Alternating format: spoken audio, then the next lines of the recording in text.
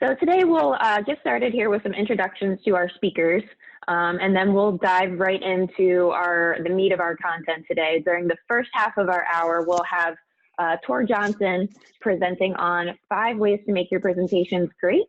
And then we'll switch gears for the second half of the hour today, and we'll talk about some best practices to using Leap on a virtual call with Farith. So that being said, I'll dive into our introductions here today. First up, we have Tor Johnson, who's our Director of Product and Engineering here at Leap. So Tor, if you don't mind, if you could just say a few words and introduce yourself to the group. Good morning. Well, as Kelly has pointed out, my name is Tor. I am our Director of Project Engineering, and what that means is by day, I spend much of my time building our products and working with and managing the team that builds our products. My background, I spent many years as a graphic designer and then as an engineer building software and computers. So, like I said, been through a lot of PowerPoints, a lot of design. Happy to be here. Excellent. Thank you, Tor. And Farith, how about you? Could you give us a quick intro to yourself? Yes, thank you. Good morning, all. My name is Farith. I'm the head of sales here at Leap. Most of you guys, if you're already Leap users, have at some point talked to me, or I was privileged to do a demo for you in the past, or just help you with best practices. That's my day-to-day. Control all calls coming in, manage the team, make sure that everybody is communicating properly with our customers, getting everybody on board on the same page, and obviously making sure you guys are utilizing our tool out there the best way possible. So I'm happy to be here and show you guys how you can be using this wonderful tool not only on a face-to-face basis but also virtually if you haven't yet. Perfect. Thanks for that, Farith. So without any further ado, I'm going to turn this over to Tor. So I'm going to stop sharing my screen, and then Tor, you can go right ahead. Very good. Sure. Can everyone see me? Yes. Yes. Excellent. So the way I'm approaching this is more of a small seminar on 5 ways to optimize your presentations. You all know your products. You know what the core value propositions are. So I'm not going to go into that one. I'm going to more of how do we make a really engaging and interesting PowerPoint, and a few key things to keep in mind.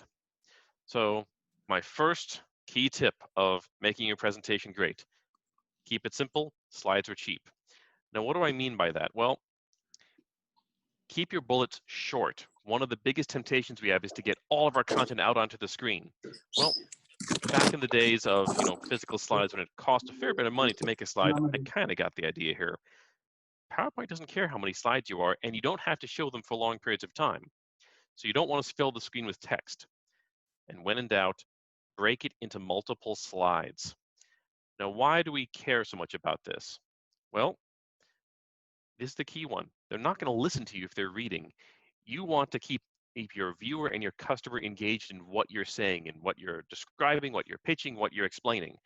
If there's a lot of content for them to pay attention to, they might go read that and ignore you. So you want to try to focus your user.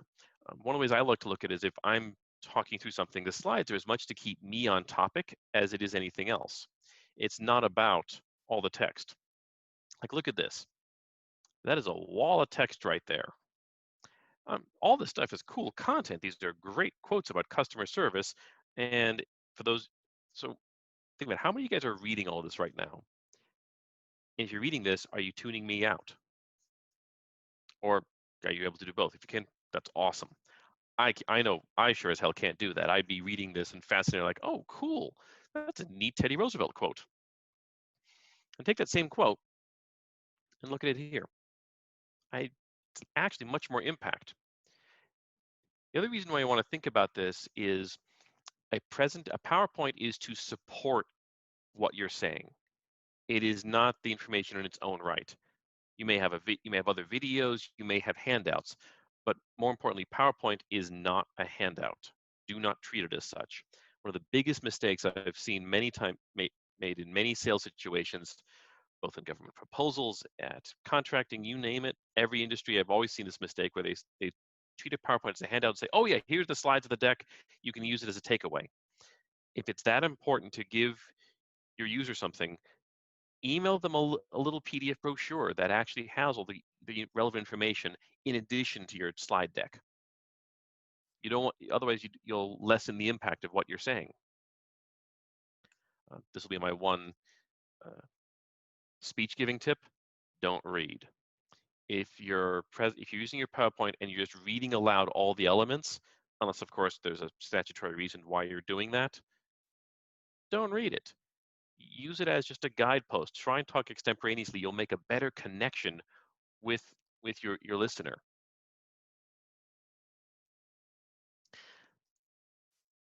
So we're going to go into a little bit of sort of the graphic design theories of PowerPoint a little bit. So one of my old bosses, who is a chief marketer at a large e-commerce firm, this is one of his maxims that he drilled into all of our heads, which was clarity over style. If the customer can't understand what you're saying, it doesn't matter how beautifully it's done. You always want the clearest information possible. Some of it's linguistic, like you always want clear language when you're actually trying to communicate something. Now, of course, if you don't want to communicate something, then don't be clear. And there are cases where we don't want to communicate something. Aside from that, the value proposition should always be clear. And to that end, to make sure this gets delivered, first rule, keep it contrasty. So here's a few examples of what not to do. Don't do this for a couple of reasons. One, like this white text on this medium nubbly background. Okay, cool. It's aesthetically interesting. The ocean is interesting. It makes me feel of water. And if I was doing a bath and plumbing in presentation, I might want to make my user think about the wonders of bathing in the Caribbean. Well, this is a fantastic mental image, and I'm sure many of us would enjoy being in that situation right now. It's not doing anything for our mission because we have all this sea colors, but it's hard to read. Like the user might just gloss over what not to do here. Might gloss over low contrast. It can be worse though. What if the user has vision impairment? It's a reality. I mean, my glasses are thick as Coke bottles for a reason. That makes it even harder to read. Also in industry, we do deal with color blindness. It is a fact. So in the case of color blindness, you always want to make sure you have colors that are contrasty. For example, a terrible set of colors would be red on green. Reason being there is red-green color blindness is pretty common. So you'd actually have a nice blank slide. Kind of like painting red square that's hanging in Moscow, I believe. But art aside, that's not why we do PowerPoints. It's not about the art. It's about the mission and the message. You ever seen the videos of some of the big tech companies giving their speech? Microsoft, Apple, they always have the same bloody style. They use this very simple color scheme. Bright text on a dark background. With very few words. It's easy to read and easy to remember. I'm a big fan of this. Sometimes when I've given other lectures on other topics, I'll just default to this. It requires very little effort and it'll always make huge impact. Again, it's clear. Other reason to go for high contrast is you can't always control the screen it's on. Now, if you're using Leap and you see the iPads have terrific screens. But what if it's in a really sunny room and that sun is reducing the contrast? You can't get more contrasty than, say, black and white or black text on a white background or white text on a black background. That way, even in difficult lighting, you can still see what's being said.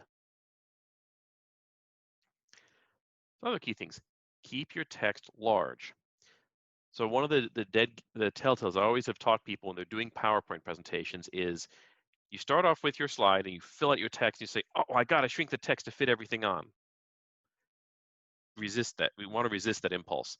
If you're making the font smaller, you're doing it absolutely wrong. That's a symbol that you should be breaking things into multiple slides or you should be using fewer words.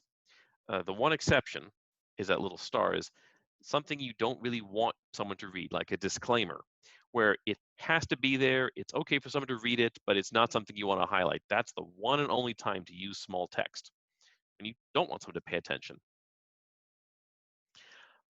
use imagery in a limited way. If you have a ton of images on your slide, you got to reduce the text appropriately. If you add even more, it's not going to be all that effective. And with your imagery, it's not just about the feel of it. You also want to be effective with it. So for example, let's say I am doing a presentation and I'm talking to the customer about how we measure everything twice to make sure that we do a terrific installation. I'm thinking, okay, great. I want to show measurement. I want to give people a guidepost saying, hey, we use a lot of measuring. And I find this awesome stock image of rulers. A cool source of stock images are sites like Unsplash or Pixabay. They both provide a lot of free things. So I got rulers and I'm saying, hey, we measure everything twice. We look at this. This is a terrible slide. It's hard to read. It's really busy. It doesn't really deliver the impact or message. Or I could do a slide like this showing rulers and measurement. And I'm talking about the brilliance of our company, how we make sure it's all measured and there's no mistakes and all kinds of precision. And we even use electronic rangefinders. And it's over this busy background. And again, we have readability problems and the person is spending all their time trying to figure out what the hell is on the slide and not listening to us talk about the wonders of our products. Versus this. Okay, it doesn't talk about the electronic rangefinders. It doesn't cover everything, but it's clear. You've now explained to your user your importance. We have a ruler showing, hey, measurement's important, and we say we measure everything twice. You've now gotten the impact of the user. And you have to show a slide like this for more than a couple seconds. Like here, look at this. 2, 3, 4, 5. Everyone could read that, right, in 5 seconds? That's your goal. If they can grasp your slide in a couple seconds, you're there. So you don't need to show everything. So one of our temptations is to show every different diagram, every different picture. The only exception is if your quantity is the message. So if I want to show, hey, we integrate with everything under the sun, and it's not about the individual products, then quantity is a single message and it's kind of okay. But otherwise, you want to pick and choose. It's when in a previous life, I worked in a design company, and we put on our whiteboards in gigantic bold print, when everything's bold, nothing is. The same thing applies to all your messaging. When you have everything on the slide, nothing's important. So you have to choose what is the most important thing to get across in that moment. So let's talk about information density a little bit. So looking at this, and by the way, I've seen slides that look a lot like this in actual presentations. What on earth is this trying to say? Trying to say, oh, we have all these different groups and we're spending a lot of money and the homeowner's losing control by spending money to too many subcontractors. This is absolutely ghastly. Okay, cool. We're showing lots of clip art and we think, hey, we can add custom clip art. It makes our presentation look more effective, more professional, and we have some cool logos in here. Well, yeah, but it's also, this actually looks less professional because we've added so much. We have not chosen our information clearly. Now take a look at this one. It's less flashy than the previous slide, without question. But it's clear. We can say, hey, too many subcontractors, too many pockets, and the homeowners lost control. Now we have the message delivered to our customer or potential customers to why they should buy from us, why they should have our product.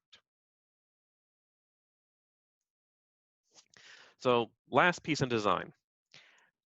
One of PowerPoint's coolest features is their templating and slide master system.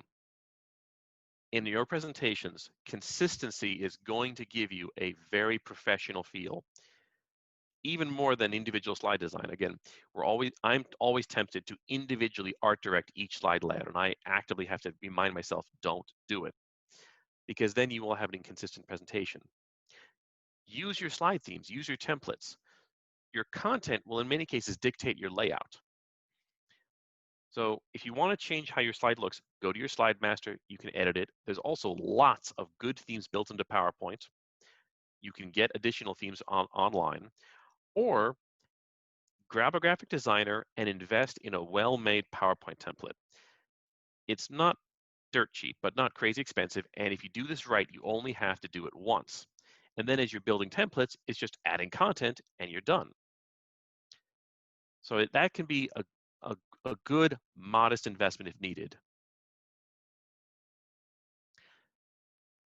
So special effects.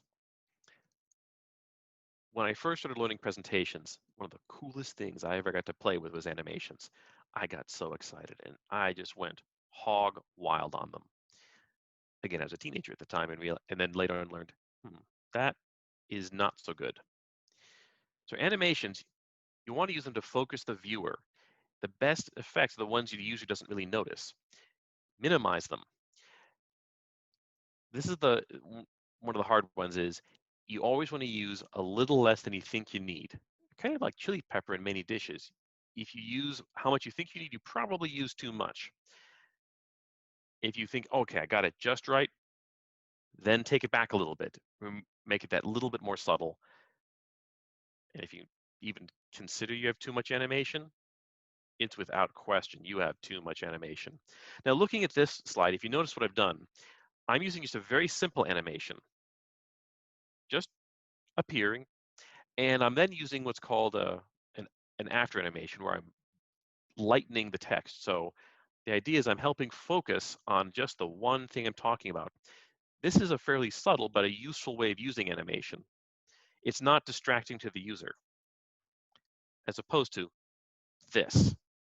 A big transition. And, oh, look, swivels. They're so dramatic and crazy. And they're kind of abominations because now the user's getting so distracted by your animation, lots of movement. They're not going to be reading the few words you have. They're not going to listen. And it looks kind of like amateur hour. Subtle is the key here. Where I've honestly, the only times I've used swivel is bringing in certain round images where it naturally looks like it should be swiveling. Similar thing happens with slide transitions. You can be fairly subtle if you want. For example, just gently fading the color in and then showing your text. The user is not going to be jarred by your changes. It just brings that little subtle hint in. A little can go a long way in animations. The single most useful one I found is the fade in. The more moving ones, I'll use very, very, very rarely. They're sort of like frosting. A small amount goes a long way. So for the last tip, we're going to diverge a little bit from design and layout of our PowerPoint to a more technical and mechanical side of things. You want to optimize your images and videos. So what I mean by that is make sure they are not bigger than they need to be. So why do we care? I recently had a PowerPoint brought to me. The PowerPoint file was around 3 gigabytes. So we got it down a little bit, but let's say you're downloading a presentation into Leap to show to your customers. If it's 2.4 gigabytes, it could take 10 minutes to download over many Wi-Fi connections or over a cellular connection. And who wants 2.4 gigabytes on the Verizon wireless bill? That's assuming that it loads properly at all. That is just ginormous. We took the file apart to help analyze why is it so large? And we found some of it was an image type was used that really should have matched. The images were enormous and the videos were huge. So choose the right image type for the right purpose. Your photographs should be JPEGs. And when you save a JPEG, so JPEG is what's called a lossy image format. It actually degrades quality to be smaller. So you can adjust how much quality you need. We're displaying on a screen with PowerPoints. We're not printing it in a book. So you don't need to have it at print quality. 80% of JPEGs, 80% quality is going to be more than adequate, even 70%. Now I say 70, 80% quality, that might be only 25% of the file size. But JPEGs are great for your photographs. You should use them for photos. Another file format we see a lot is the PNG. PNGs are very clear. They use what's called lossless compression. They will always compress perfectly in terms of the quality. It also means they are fat as a buffalo. You do not want to use these for photographs because they're going to be huge. Use a JPEG. Where PNGs really sing are things like diagrams with solid colors, like this little diagram of a house, or a logo, or an arrow. PNGs are good choices for these. They're going to be pretty efficient. Occasionally, we also see an older format called a GIF. Same, they are very similar to how PNGs work. So use these for your logos and your diagrams, but not your photos. SVGs are a vector format. They are terrific for logos and diagrams. They're going to be very, very space efficient if you have them. You want to make sure that your images are also not too big. The average screen is going to be, like in television, we call it 1080p, high def. That is 1920 pixels wide by 1080 pixels tall. If your images are bigger than that, you're not going to get a lot of mileage out of it. Now, just in the sake of being specific, iPads and Mac screens are actually higher res than this, and in theory, if you have higher res images, they'll display a little bit better. Most of the time, you're not going to see the difference. So shrink your images. Don't put an image that's 6,000 pixels wide in your PowerPoint. You're not going to get the benefit, but it's going to make your PowerPoint very fat. And same thing, and you actually can go even more aggressive with this.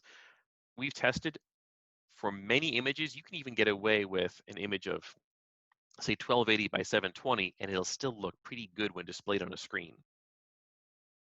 You want to get your PowerPoint as small as possible. Also, if you get it, say, down below 10 megs, you can even email it to people. So our last stop on our adventures is going to be videos. So this one, I got to nerd out a little bit on this stuff because videos are all about your resolution and your codecs and your compression. Now, a codec is how is the video encoded. Video is enormously large to store uncompressed, so no one stores an uncompressed video ever. You got to compress it. And every compression algorithm, a codec, has different pros and cons, different quality, and different amounts it compresses, and also different burdens on how long it takes to compress. So when you get a video off your camcorder or your video camera, it's going to be compressed, but not strongly compressed. It's going to usually be biased towards quality and the speed of saving it to files. That's what you want as your master file, but you don't want to include that in your PowerPoint. You want to recompress it a little bit. So you want to pick a codec that is going to be space efficient. For anything web-based or PowerPoint-based, I would strongly recommend either H.264 or H.265. And you want to turn your compression settings up. It's going to reduce the quality. You may have to tinker with it a little bit to get the right balance as to how crystal clear you need it versus your size. But as a case study here, I've put up on the screen this video that was in that gigantic PowerPoint.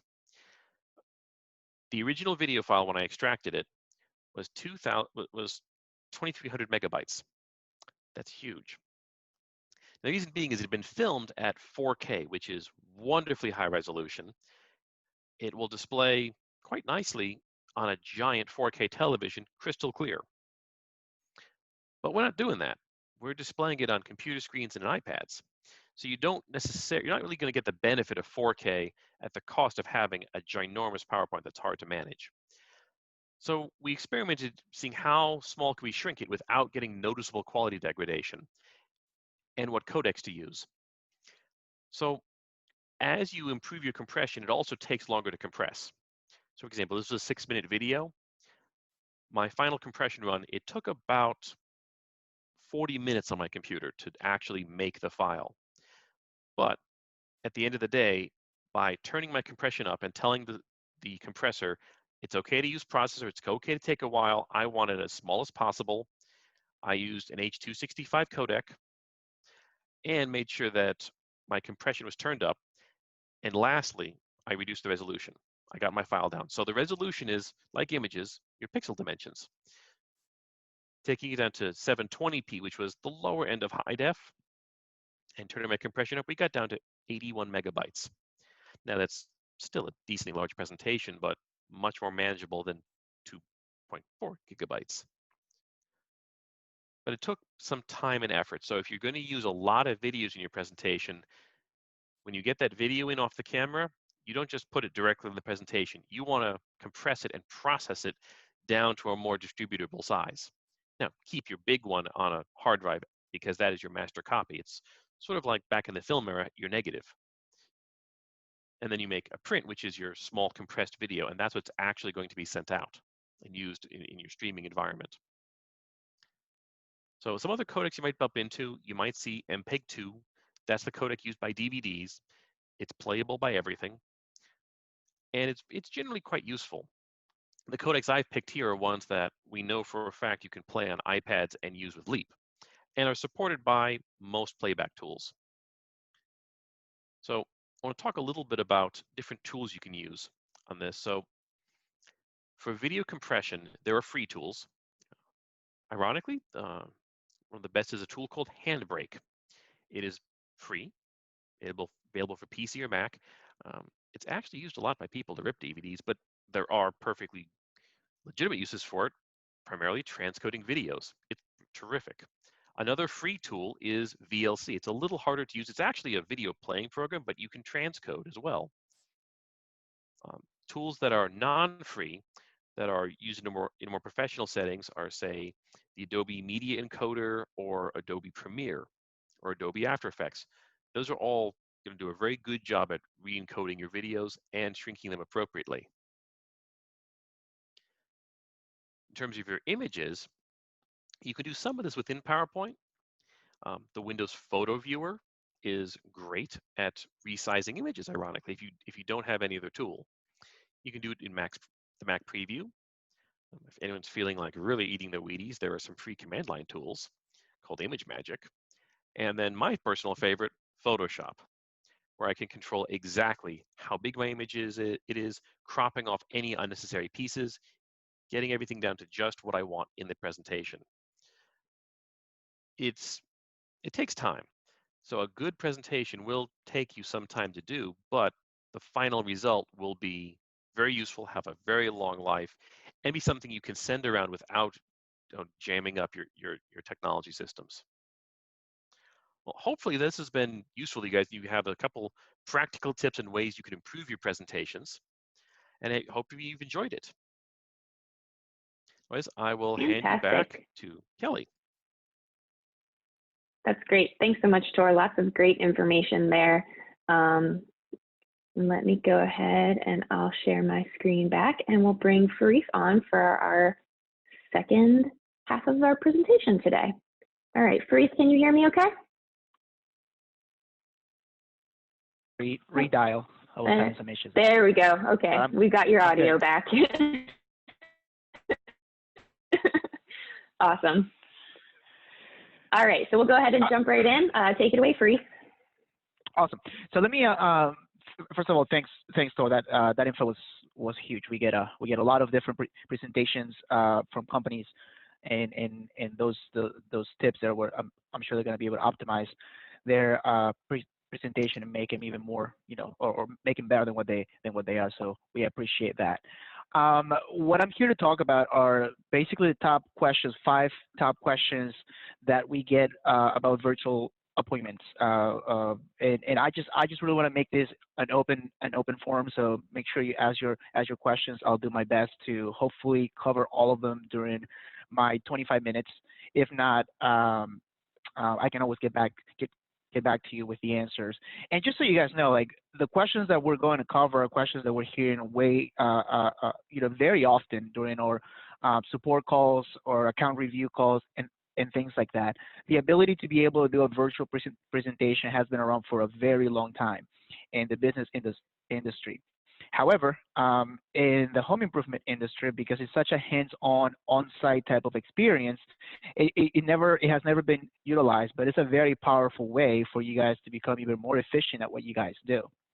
I remember when I was a salesperson, because my presentations were about an hour long plus, sometimes I was just there for 3 hours, depending on what I needed to do, whatever it was to get the business done. I was only capped to be able to see people for the first, I don't know, like only 2 to 3 appointments a day tops. Sometimes I would just do one, depending on how many leads I got. But you have to account for traveling. You have to account for the distance. You might limit your area that you're going to cover because of miles, because you don't want your roofers or your estimators to go too far out. So you limit your marketing strategies, trade shows that you attend to because of those things, or you even sometimes have to have different offices to be able to gear it to different areas for many reasons outside of what you guys actually do. So virtually, if you can service those areas, this will help you drastically. So the questions that we're going to cover are not only coronavirus related. I think it's something that if you guys were to adopt it and master it, embrace it, you guys can be very profitable and way more efficient than what you guys have been. And it's okay to do a combination of both, right? So what we're really going to concentrate on is not so much on the experience, because the experience should be the same, right? What you're putting out, the quality of the service that you're providing your customers should be exactly the same, whether you are on a face-to-face basis or you are doing it virtually. And that's the key. That's the key. You want to manage one single process, one single experience. You want to teach and coach and train your reps to do one single thing, and you have to let your customer know that regardless how you're going to present, whether it's on-site or virtually, they're going to get the same exact level of treatment, care, love, value, quality, etc. So let's go ahead and go on the first. Let's address the first question. So how, when should I offer a virtual appointment instead of a physical appointment? That's probably the number one question here. I personally think that it really depends on the industry. There are some industries where it's obviously going to be easier to just do it off-site. But there's going to be industries where you're going to have to get out there. Like for those roofers out there that you're pretty big on getting on top of the roof and doing a full inspection. If you're geared more towards the insurance side of things, not so much retail, you got to get in there. You got to be able to pinpoint the areas where the damage is, etc. Take a lot of pictures. So for those cases, you have to get out there, right? You have to be able to do that. But that is not necessarily part of your experience. That's part of one of the many steps that you have to do to be able to get all the data needed to put an estimate together. There's other industries like, let's say, windows, right?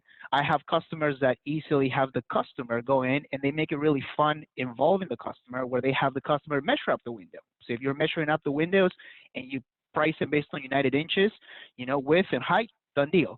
And you get the customer really involved in that. They take the iPad with them, and you have a much better experience, right? But regardless of your industry or what way you pick, you have to stick to it. You have to pick one, and you have to do it that way. It's okay to do both. It's totally fine to do that, right? But whichever way you want your people to use the same exact platforms every single time they're doing that. So I'm just going to take Leap as an example, because I'm wearing the shirt, and obviously we want you guys to use us, right? But if you have Leap and you probably bought it originally for in-home presentations, and that's how we advertise it anyways. That's what we used to be. That's how we use it, and that's what it's for. Many of the things that Leap that you can do with Leap is on a one-on-one basis with the customer at the kitchen table. However, for those who have taken a demo with us, you've noticed that we project our iPad and we do a presentation using Leap. And we take you through the sales process using Leap. So technically, I'm doing an in-home presentation with my prospect every single time I'm doing a demo here for Leap. So the same exact experience that you guys got to learn the step-by-step process of Leap is the same exact thing the customer will end up getting. So what I mean by that is, if you have Leap or a platform like Leap that you're using it, that needs to continue to be your platform. This is not the time to change that just for the sake of one or two features. If you have that experience and your reps are experts at it, whichever platform you have, you can use the same exact experience. If you're using a combination of software, right? If you're using PowerPoints and you're using Excel and you're using PDF for contracts and you're using your lender's website to get the approval done, perfectly fine. Perfectly fine. Pick a Zoom meeting like we're doing now. Go to meeting, which I'm going to talk about the best practices in a little bit. Pick your screen share of choice and project your PowerPoint and project your Excel spreadsheet and project your PDFs and do all those things. Project the email, send the email out, project the website, right? But if the customer chose to allow you to step in the home, do not go back to paper. Don't make the mistake to, okay, well, now because it's an in-home presentation, I'm going to go back to my binders. I'm going to go back to some flyers. I'm going to go back to paper. Don't do that. Bring your laptop with you. Sit down with the customer. Put your mask on. Follow every single sanitary procedure that your state or county is dictating, and go ahead and give the customer the same exact experience that they would have gotten if they were doing it virtually. And that is going to be the key to success. You're going to find, and this is something that I had to make peace with because I was a face-to-face rep for a very long time. I was scared to jump in on a call, put in a headset, and doing this the way as you see, I move my hands when I talk. That's just the way I am, right? So for me, it was hard to just step out of that type of sales process and now do it virtually over the phone. I don't even like my voice on the phone, really. And I had to get over that, right? So for a lot of your reps, if you give them the out to not use technology, if you give them the out to not embrace the new way to do business, guess what they're going to do? They're going to default back to the old ways to do things. And now you're going to find yourself just compromising on something that you know as a business owner you have to push because it's better for you, and you end up managing two different processes. And that is just not conducive to the way that you should be doing business anyways, and you know that. So that's my advice there. So you should pick a method and stick to it, whichever one is fine, but give them the same exact experience regardless of how you guys are doing that. So let's go on question 2. Kelly, how can I make virtual appointments more appealing to customers? This is it's going back to the first question, right? First of all, the customer needs to know what's going to happen, what the experience is like. They need to know. You need to reassure the customer that whether you're going out there or you're staying in office virtually, they are not getting less, right? If you're going through an inspection process before you present and you talk about the product and your company and you put a price together, then do that. Get out there, right? The customer doesn't have to be involved in that. Get up on the roof, take your pictures, collect your data, come back and do your virtual. So they know that you're doing that anyways, right? If you're going to get out there and they give you the option to do it on a face-to-face basis, great. You're going to continue to do the same exact thing, but the customer needs to know what it is. And when you present that process, own your process. Don't go in there wishy-washy, well, I can do this or I can do that, or some people like doing it this way, or other people like, no. The best process, Mr. and Mrs. Jones, for this particular product, for this particular estimate is this, and you bullet point that thing. And you tell them, a day before or virtual appointment, I'm going to be on property. I'll let you know what time window I'll be there. I'm going to get up on that roof. I'm going to take some pictures. If you allow me to go in the house, I'll get up in the attic too. Not necessary, but if you feel it's needed, great. And then I'm going to have all my measurements, everything ready. We use Eagle View, we use Hover. I mean, you walk them through it. We use this, that, and the other. Here's the accuracy of that, and here's the reason why we do it virtually. The customer knows and understands that. Now they're excited about it, right? They know what systems they're going to need. They need to have a screen. I mean, you need to talk to them like they don't know what's happening, because that's the reality of that. Make sure you're in front of your laptop. You can join from work. You can join from the coffee shop. You can join from anywhere. You can have 2 people, 3 people. We'll record this thing too, so you have proof of what happened. So you have that to be able to go back to, and we'll email everything to you so it's nice in your inbox. That's exciting for me to know that the company that is going to come out and give me an estimate has done this before. This isn't new, and they know and they own it. And they are assuring me that I'm going to get the best service out there. Because trust me, the next guy calling them to get an estimate isn't doing that. You know, the customer is uncertain. I don't know if they're coming in. I don't know if they're actually getting up on the roof. He said he was going to come back later. He said he was going to send me an estimate, and I haven't gotten the estimate, right? You need to be able to give them a nice timeline and everything that is going to happen. Again, you've done this before. You're the expert, right? And explain the benefits with dollars and cents. People get excited about that, guys. I mean, look, I talk to a lot of companies that try to stay away from the sales aspect of this purchase because they want to come across as a contractor, as a knowledgeable person. That's all good. That's all fine. I love that, right? That's beautiful. But at the end of the day, guys, it is a purchase.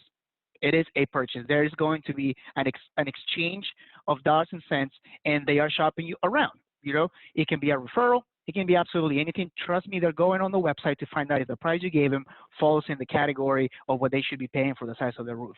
Now more than ever. So explain them why it is a benefit. Virtual demos or presentations or experiences are actually making companies more profitable.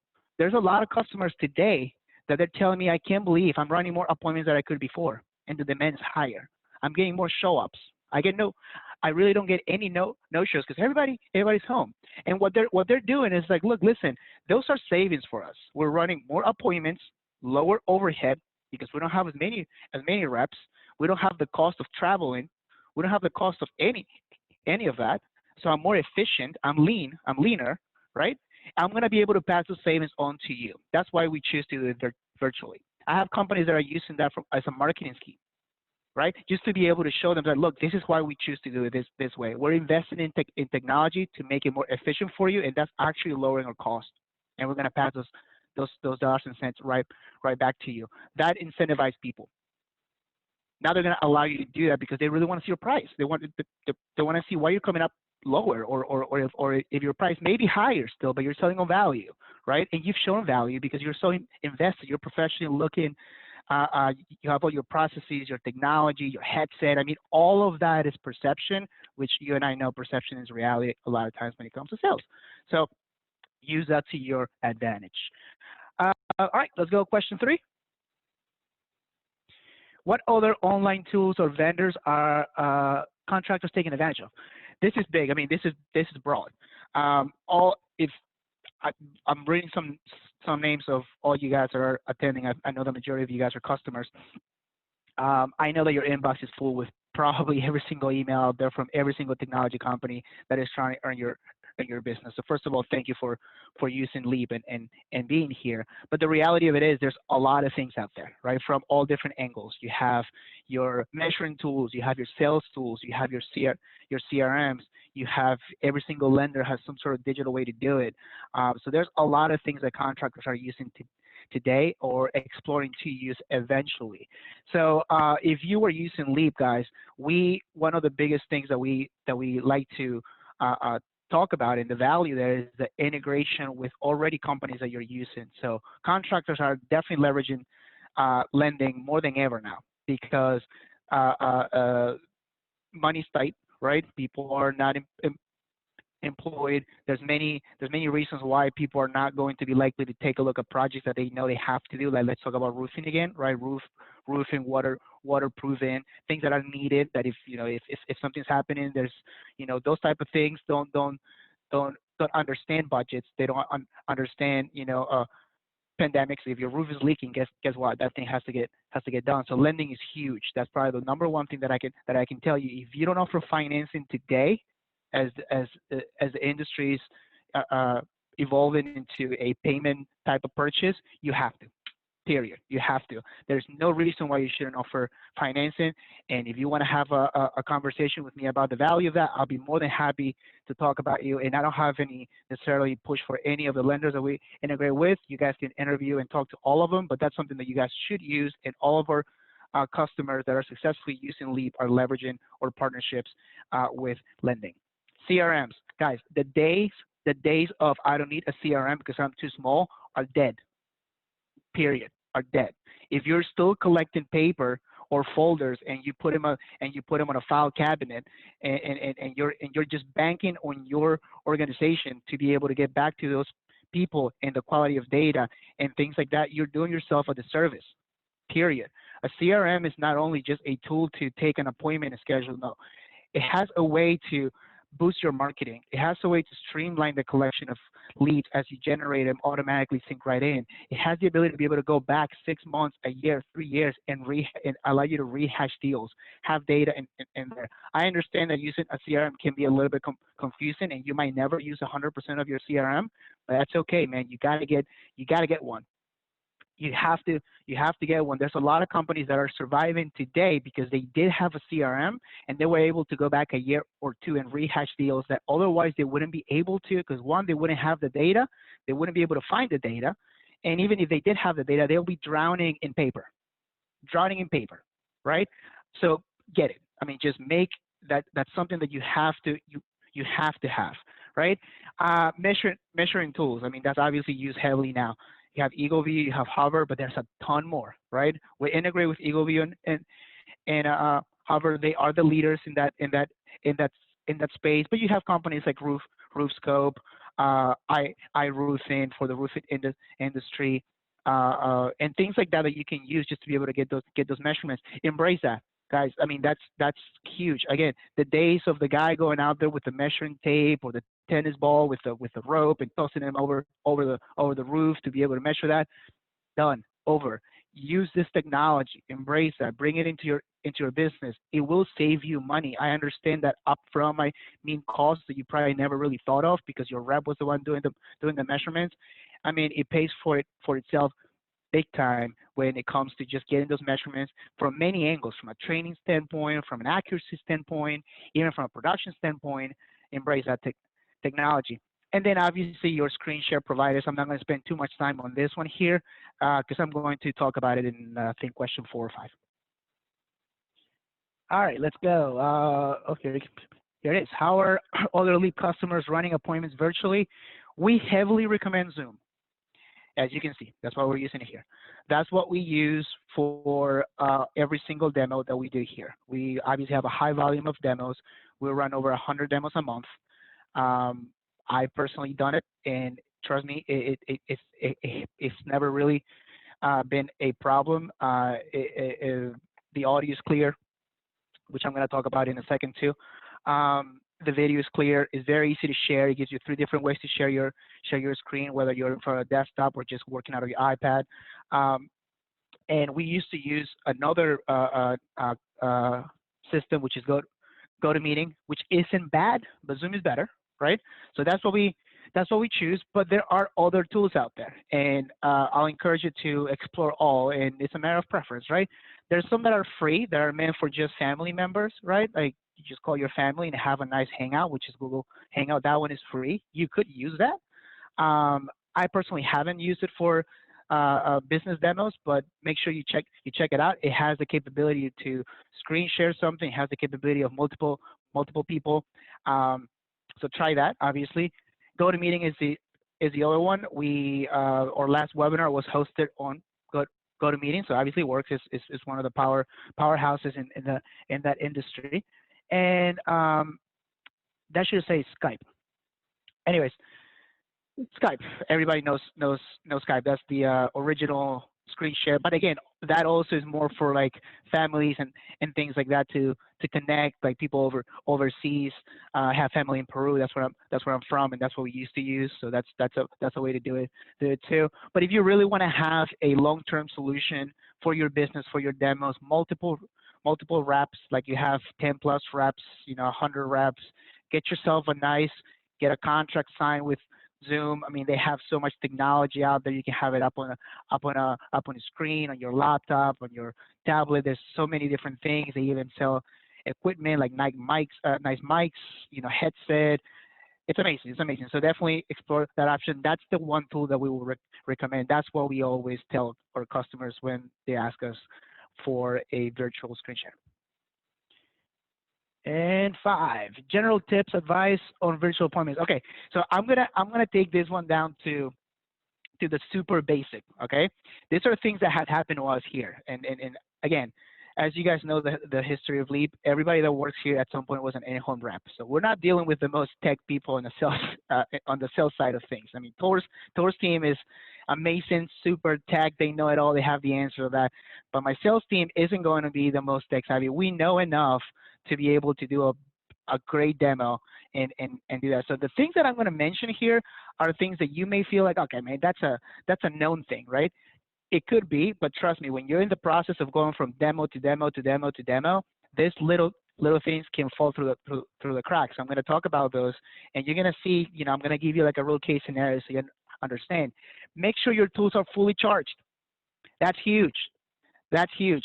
Whether you're doing it in person, or you're doing it at the office, or you're doing a combination of both, and you have a sales platform, or you're using your laptop, or you're using your iPad, or whatever the case is, and that is your all be all, and you're going to push your reps to only have one method of doing these presentations, invest in a portable charger, carry that thing with you, have those things ready to go. The next one is make sure you have all your updates. There's nothing worse. I can't tell you how many times I hop on a demo and my iPad was programmed to automatically update because it's never happened before. Next thing I know is update is going to take 15, 20 minutes to update while I have the customer ready to go.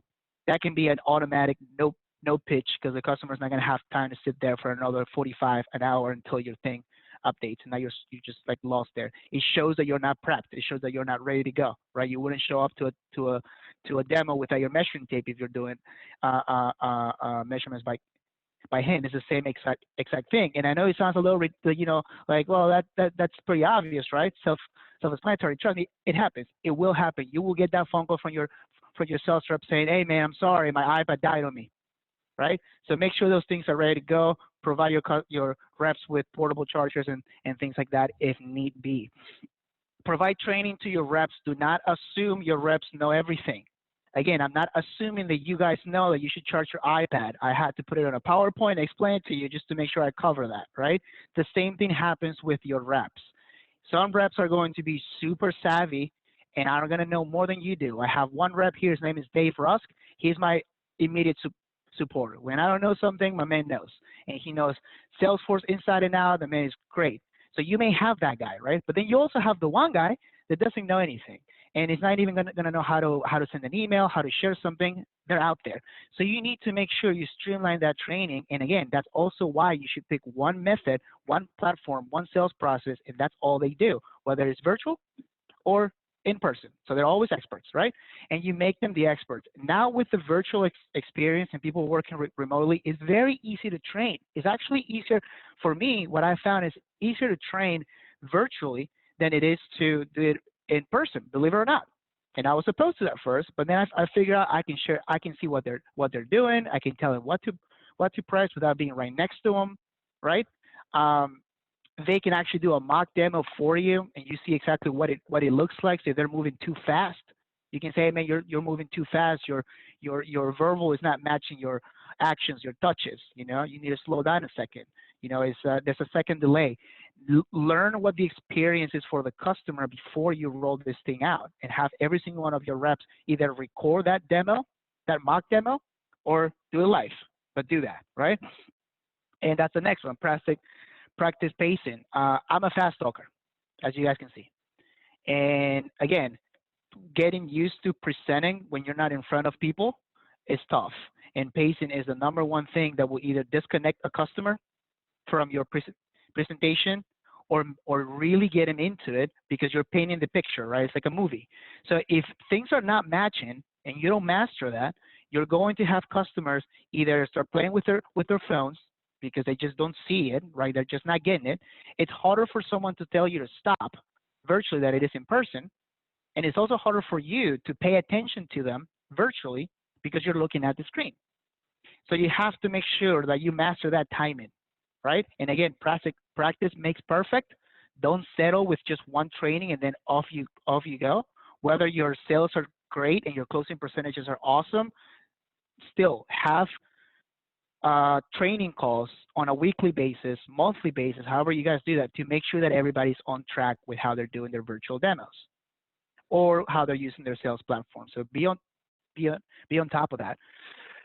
When you're sharing your screen, make sure that you don't have anything that shouldn't be seen. And I'm not talking. I'm talking about anything. It can be pricing. It can be a price guide. It can be a discount page. It can be fees that they shouldn't be seeing. We all have those. Every single company here has to cover their side of things. So there's things that are not customer facing. So make sure when you're sharing things that your rep knows how to share things, when to share a single window, when to share the whole desktop, and all those things. I personally, I don't do anything personal in my work laptop, in my iPad.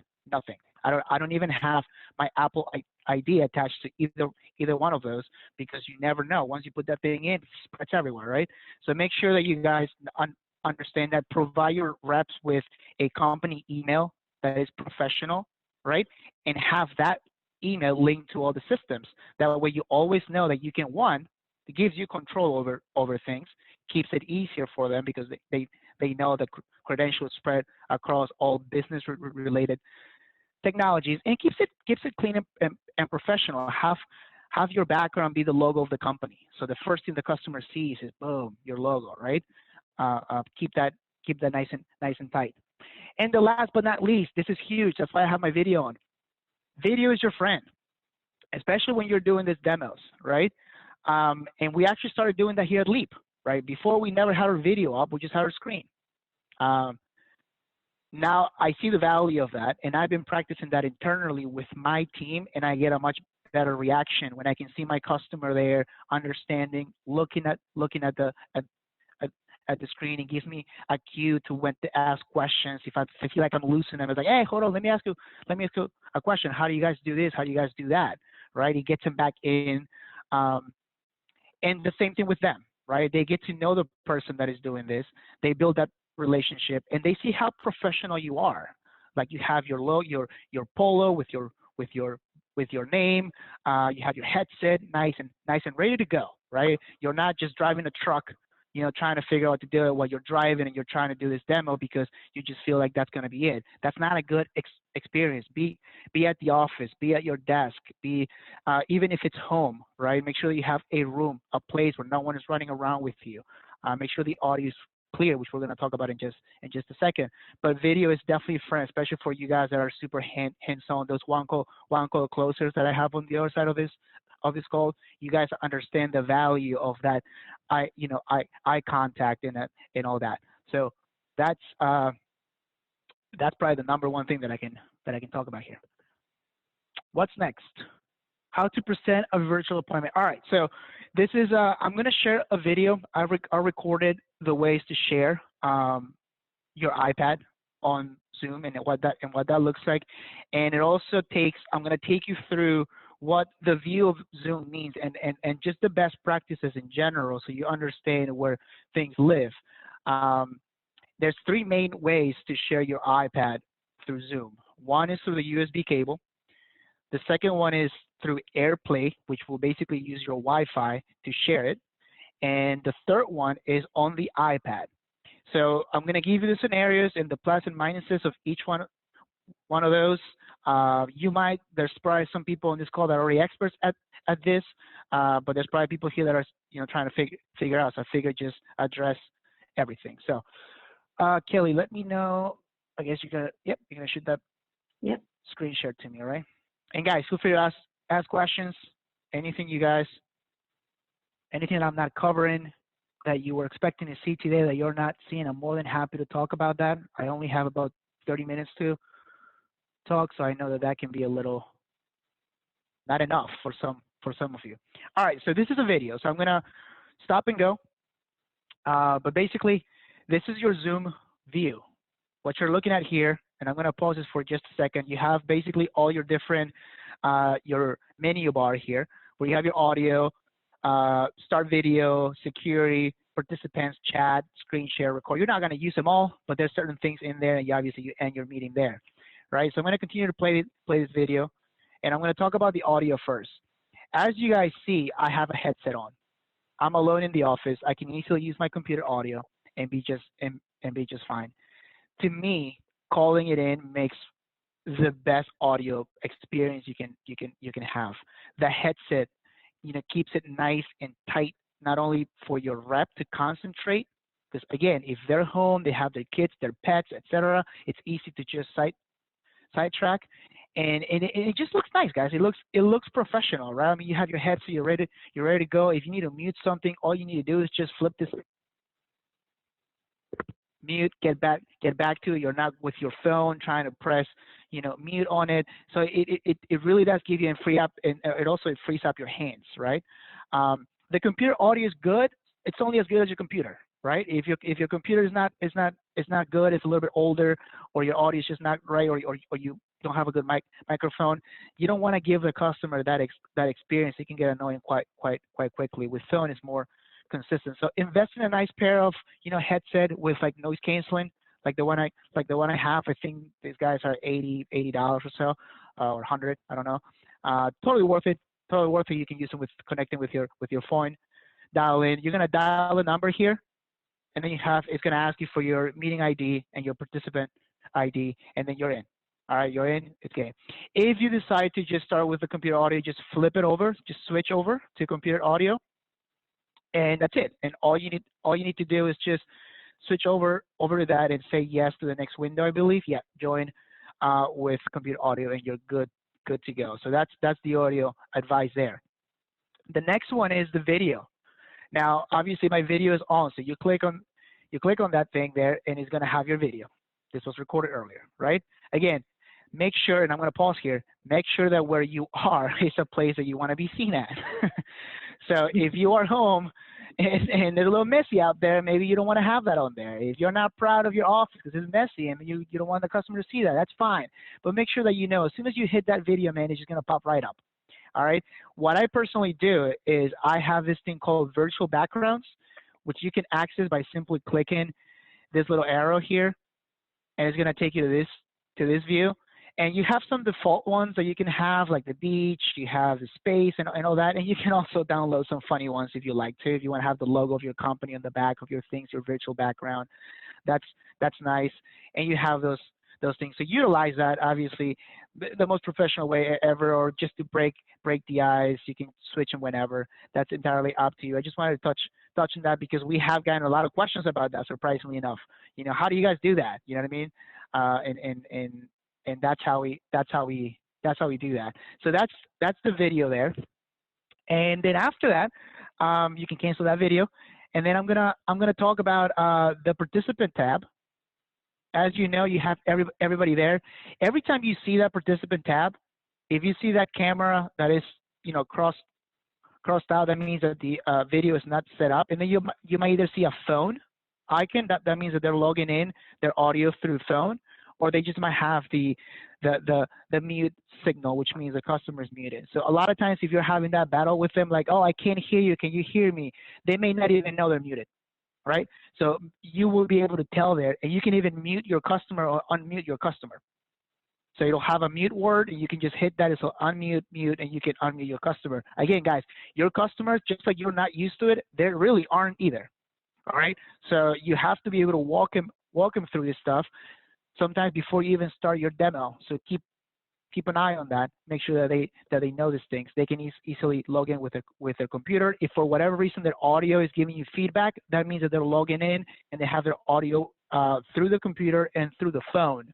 So the phone is picking up the audio from the laptop, and that creates the feedback. So all you have to do if that ever happens is just ask the customer to pick an audio method. Just hang up the phone and use the computer audio, or mute the computer and use the phone, and that will eliminate all feedback. All right, so next, I think I went over the share button here, and no, record. Again, one of the valuable things that you have with this virtual demos, guys, and if you guys are not using this, I completely 100% support the record button. Record that. I want you to think about how you used to do business, right? In person, the sales rep goes in there for 2 hours. You don't know what your rep is doing out there. You can't control the quality of your service, of your demo. The customer calls you and tells you the guy was rude. And then you look at your guy and you're like, oh, well, this guy's nice, man. He's my top rep. How was he rude? And you're just sitting there on a he said, she said argument, right? How do you solve for that? Well, now you can't. You can make this a requirement that every single one of your presentations is recorded. And you can go in there and pick and choose which one you want to see, how it was positioned, are they going through your pitch book, is the experience consistent across all of your reps? That is huge, important. You guys spend a lot of time training reps. Your salespeople are by far the highest paying people in your company, right? So what is the output in that regard? Now you have full control over that, something that you didn't have before. You needed to have a ride along to be able to see that. And even when you had a ride along, you know your rep is probably putting up a show because you're there. This way you can easily, maximize your training hours by talking about things where they're not they're not good at. When you pick that option, I will always default to record on the cloud because that allows you to share it. If you record it on the computer, then that's going to be a very large file, just like Tor was saying, and then it's impossible to share. Directly, you will have to drop it into a OneDrive or something and then share it. This will just give you that storage, and then you can just share that link to whoever, and maybe even the customer wants that link. You can just share the customer their demo. All right. Next, how to screen share. Now that's the big question for a lot of you. So let me see if this recording is going. Here you go. All right. So when you press screen share, what you're going to have is this window. It's going to give you the option to share your desktop. There's the option of whiteboard, and it's also the option of your iPad via Airplay and also via the cable. Right? Now, let me tell you why you would choose to do it Airplay and cable. If you have, say, 90% of your sales process into a single platform, like let's say Leap, but you have a 10% that you cover outside of Leap. Maybe you have company cam and you want to share some pictures. Maybe you have your CRM, you want to share something on there. Maybe you want to go on your website, you want to share something on there. You want to either choose the Airplay mode or the cable, because that means that you're logging into a desktop or a laptop and allows you to then share not only your iPad, but that you can bounce back and forth from a desktop to an iPad. So that gives you the ability to share multiple different hardware, literally, within the same Zoom meeting, right? And also gives you the option of a whiteboard. If you hit the whiteboard button, what it's going to do is simply going to give you a whiteboard that you can draw on. So for you guys that like to get into negotiations and closing tactics and things like that, and you want to show like the cost versus value or the 10-year investment value on the project, and you want to have that visual and you're kind of thirsty for that today because you can't be in the house, use that whiteboard. You can go in there and just literally do your entire thing on there, and the customer can see it, and you can go ahead and go through all your different processes. So that's huge. So do that, right? So I'm going to get into the weeds of how to use either the Airplay or the cable. So let's hit play here, and I'm clicking away. So the first thing that I'm going to talk about is, I believe it was the Airplay. So let me see what clicks on, or the cable. Oh, let me just go up.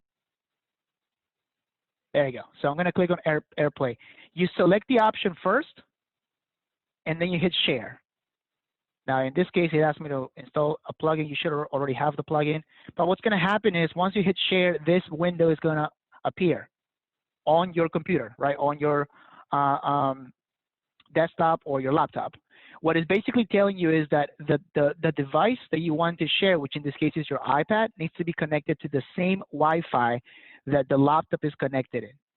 So in this case, my laptop, my Wi-Fi is connected to Leap Digital. That's our company's Wi-Fi. My iPad needs to be connected to the same exact Wi-Fi. Then I will go into the screen mirroring of the iPad, which basically, if you go to the upper right-hand corner and you swipe down, it'll give you the options. It'll give you a button that says screen mirroring. Once you press that button, it's going to ask you to choose where you want to mirror this device to, and you want to choose the Zoom destination that will auto-populate because it's talking to the computer through Wi-Fi. All you need to do on the device is select that, and it automatically display your iPad. All right, and again, feel free to ask questions about this. If you already know how to do it, awesome, you're ahead of the game. For those who don't know, that's the best way. The reason why I like to do this one instead of the cable is because the cable, now you have hardware involved. Sometimes the cable, if you have a faulty cable and it breaks on you and you're having issues getting the cable connection going, then you won't be able to display. This one here works 100% of the time as long as you have the same connection with your with both devices from a Wi-Fi standpoint. Okay, so that's that. Let me see. I'm gonna stop sharing there, and then the next one is the cable, which you basically just select the cable option, Let me see. There you go. You just select the cable option, and then you hit share, and then it'll just basically, literally, there's no yes or no question at that point. It'll just display your iPad through the cable. But again, you want to make sure that the cable is good, and those cables do break. I have gotten to the point that I was in the middle of a demo and it just stopped sharing because my cable was faulty. The device has to trust the computers. A message will appear on the iPad. You just hit trust, and boom, your iPad is displaying, and you'll just continue and carry on. All right. Now, the last one I couldn't make a video for because it was a little bit difficult to display a Zoom on a Zoom, because we're using Zoom as an engine here. So I'm just gonna walk you through it again. For you guys that are customers, all the info that I'm giving you, your account manager should be able at no charge to hop on a call with you and walk you through the steps. So again, we put this webinar together because we get a lot of questions through support. Sometimes support cannot provide it all because obviously it's time sensitive. If you need a one-on-one, walk through everything, please reach out to your account manager. We'll be more than happy to answer any question you have, either screen share with you and go through the entire process of how to do this plus more, okay? So the last one would be doing it on the iPad. Now, in order to do this, and this only applies if you don't have the need to share your desktop for anything. So in other words, if your presentation, if your virtual experience can be handled 100% from the iPad, use this technique, this way to share, because it simplifies the process. I use it every single time I do a demo because it makes it easier. I can walk around the office with my iPad and my headset and do a full demo without having to be at my desk. Is that good? So what you're gonna do is you're gonna download Zoom, the app, on the iPad, right? So you have Zoom on the iPad, and you have obviously your Leap app on the iPad.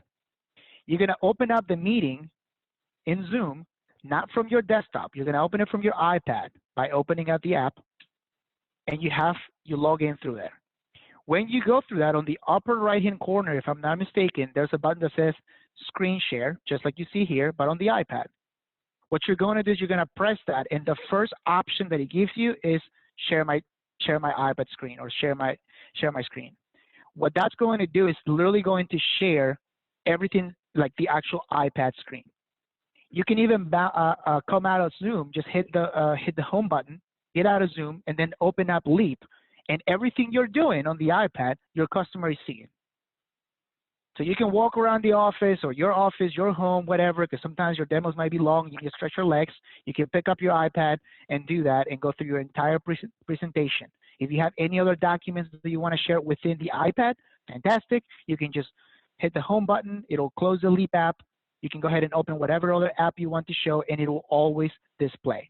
You can still record. You can still join the audio through your phone.